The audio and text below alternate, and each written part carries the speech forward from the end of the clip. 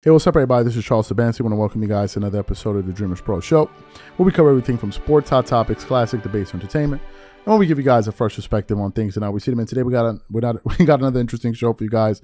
You definitely want to stick around for. But before we get into it, please make sure you like the video, subscribe to the channel if you haven't already. Now, let's get into this topic right here. Now, y'all know that Shannon Sharpe and Skip Bayless have this love-hate relationship, right? They've had their spats on television. They've had their classic blow-ups, you know, over I believe the 6 years that they've been working together. I think that show started in 2015 or 2016. I may be wrong, right? And usually the things that they argue over are Tom Brady, the Dallas Cowboys, and of course LeBron James. And that is exactly what ensued this morning as they were reacting to the Lakers' win over the Minnesota Timberwolves yesterday. As y'all know, it was a contentious game. Went all the way down to the wire, ended up going into overtime where LeBron made an incredible cross-court pass, I believe, to Dennis Schroeder to hit the open shot at the corner to basically ice that game, right? Very big shot, and they won the game. So, of course, they were going to scrutinize this game and talk about it from 500,000 different angles, right? So during the segment today and the back and forth between Skip Bayless and Shannon Sharpe, Skip Bayless started doing what he normally does, which is, and in this case with LeBron, is he started to nitpick, right?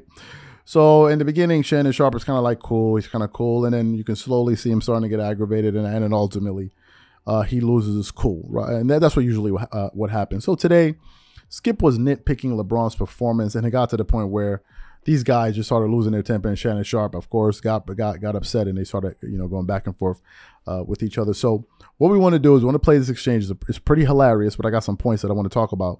So we're going to play for you guys. Take a listen to it in its entirety, and then we'll come back and react to their comments. Take a listen to Skip and Shannon right here. This is our classic conflict that we have talked about for years and years. It's LeBron saying, I'm going to play the right way. I'm going to make the correct basketball play. Yeah. I'm going to trust my teammate. Yeah. Okay. This to me is the classic difference between LeBron James and Michael Jordan. You couldn't make it any more different because LeBron is still, to me, the best passer in basketball. I honor that. I bring it up. Okay. I tweet about it. So he drives on Karl Anthony. And right. It's just those two, right. Mano a mano, right. In the lane. Remember, Cat's got 5 fouls right. At that point. You could foul him out. Right. You could just go body to body. You could go 6'9". He's what, 6'11"-ish, I think. Mm-hmm. I don't think he's quite 7 feet. You could just go up strong against him.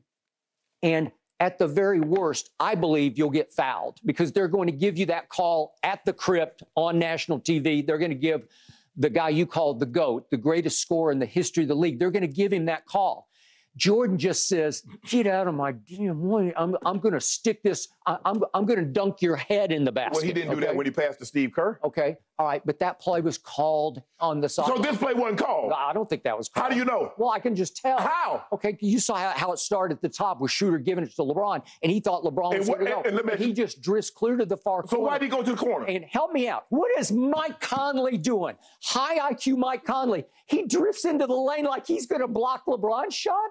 I'm saying, what are you doing? What? Because who is the clutchest closer for your Lakers? Who has been all year long? Who has made all the biggest clutch late shots?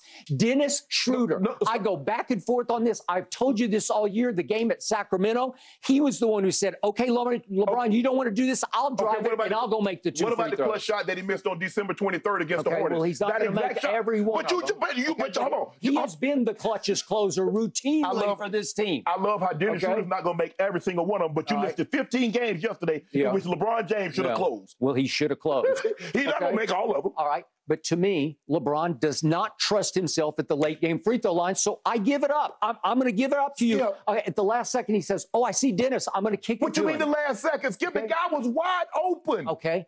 It's LeBron freaking James or Michael freaking Jordan. I was there. I covered all those games. I know him. I know his mentality. There is no way he's kicking the ball at the last second to the deep corner. I remember a guy They used to kill Kobe because he wouldn't pass the ball in that situation. Why wouldn't he pass the ball to Fish? Why wouldn't he pass the ball to the open guy? They killed Kobe for that. LeBron James passes, he makes the right basketball play. Now, see, you'd have had a compelling argument like you always do if he misses it. Okay. But he made the shot and you Dennis missed some before, right? Okay. What I'm saying, Skip. Right. But Skip, even you're trusting Dennis Schroeder more than you trust you. You just said he's the clutch. Hold on.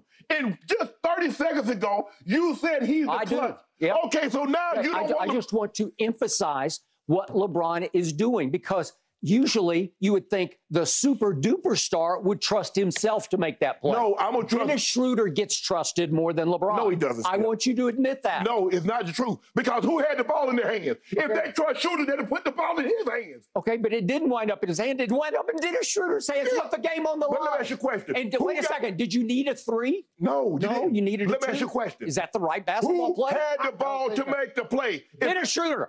Dennis Schroeder. So Dennis Schroeder had the ball, dribbled up under, dribbled all the way around, and shot the three.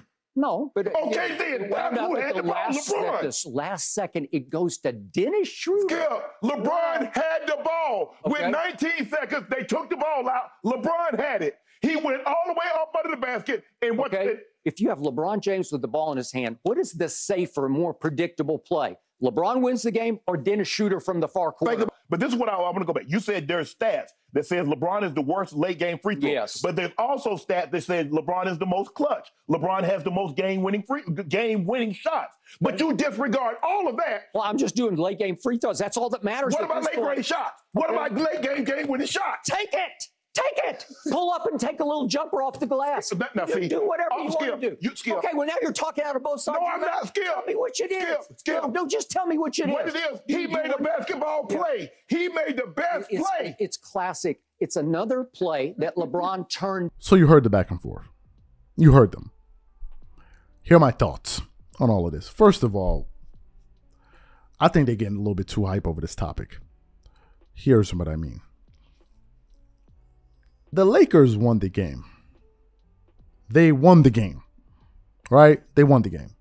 Was it a beautiful game? No, they won an ugly game. To me, at this point, teams are if I'm a team, I'm gonna take any kind of victory I can get. If it's ugly, if it's beautiful, whatever it is, right? And I think at this point, teams are just searching for wins. They did what they needed to do by securing the 7th spot and ensuring that they can get at least 4 to 5 days of rest. They're going to be off for what's today? Wednesday, Thursday, Friday, Saturday. They're going to be off for 4 good days where they don't have to play basketball. So they accomplished that goal. So for Skip to be nitpicking, oh, well, he made this play, didn't go to the free throw line, but this is something we are like. This is nothing. This is not a new development here. And then of course, Shannon Sharpe started feeling the type of way, and then he started kind of reacting or responding to what Skip had to say by saying, well, he's the most clutch. And then, of course, he now starts taking it way over the top like he's the most clutch. But that's not true. That's the thing, which, like, he gets really emotional about it. But it's not true. LeBron is not the most clutch player in NBA history. He's not. He doesn't have the most game winners. When he's referring to game winners, he's talking about playoff buzzer beaters. That's all he's talking about. He's not talking about, like, over the course of his career. The guy that has the most game winners is Kobe Bryant. Kobe Bryant, I think, has 36 game winners. It's cuckoo. It's crazy stuff, right? Like, it's nuts. And you can go on YouTube and look at all of his game winners. It's cuckoo.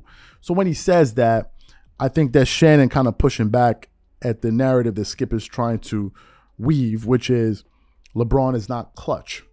And usually what Skip, where Skip hangs his hat on his argument is essentially LeBron's woes at the free throw line, because I'm not sure LeBron has shot 80% from the. I could be wrong.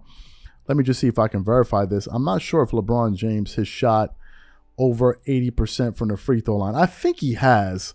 I think he's done it 1 or 2 times in his NBA career. I'm not sure about that. I'm not sure about this, but I know well, whenever the stat comes up, I know he usually shoots in the mid to high 70s. Let me see if I can pull up this stat real quick of LeBron. Okay, LeBron, let me see. Has LeBron ever shot 80% from the free throw line? LeBron James has never shot higher than, I'm going to say, 78% from the free throw line.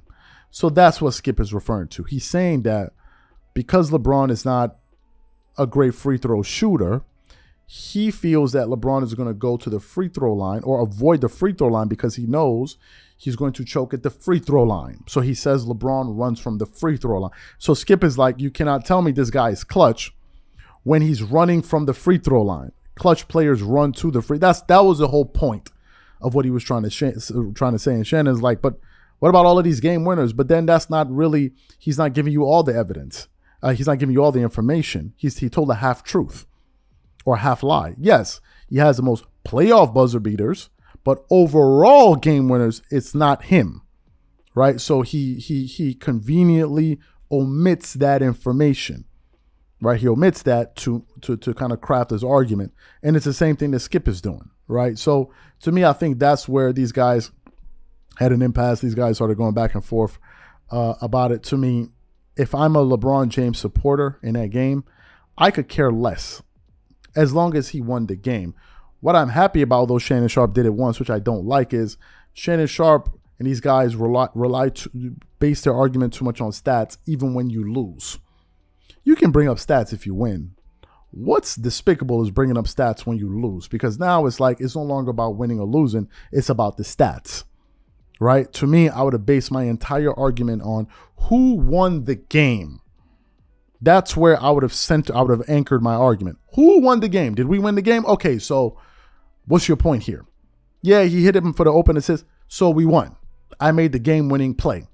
I was a part of the game-winning play. So that would have been my argument. So what I want to know from you guys is, what do you think about this back and forth between Skip and Shannon on this particular segment? And number two, who do you think is the most clutch player in NBA history? Do you think it's LeBron or do you think it's someone else? Whatever you guys think, leave your thoughts in the comment section. We catch you on the next show. Peace.